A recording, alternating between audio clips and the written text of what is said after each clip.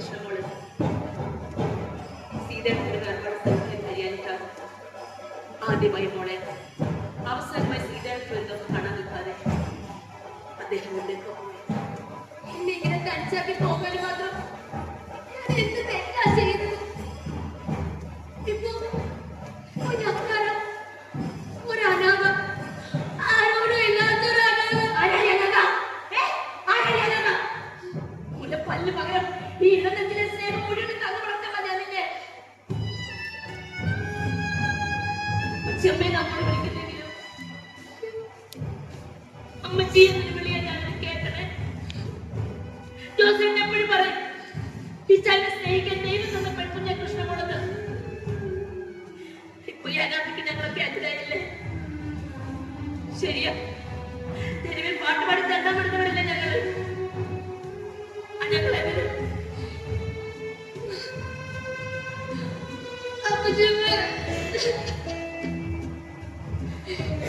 അമ്മയെ കാണാൻ തമ്പുരാൻ എനിക്ക് കണ്ണുകൾ തന്നിട്ടില്ല. എങ്കിലും കാണാതെ കാണുന്നുണ്ട് ഞാൻ എന്റെ ഈ അമ്മയെ.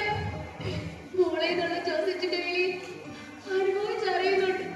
ഒരച്ഛന്റെ വാത്സല്യം ഈ പൊട്ടിപ്പിണ്ടാരായിട്ട് പറഞ്ഞു പോയോ?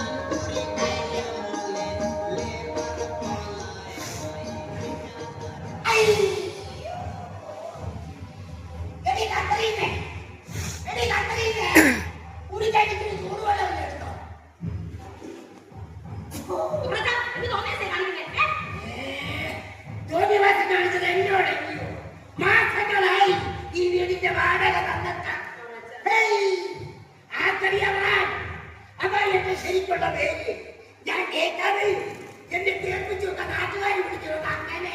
അയ്യോ, അതിലെനിക്കൊരു നാണക്കേടുമില്ല കേട്ടോ.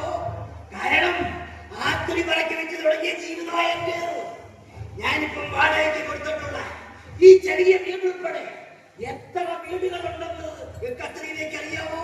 എന്റെ അമ്മച്ചിയുടെ പേര് കത്രീന എന്നല്ല, മേനീന. അയ്യോ, അറിയാതെ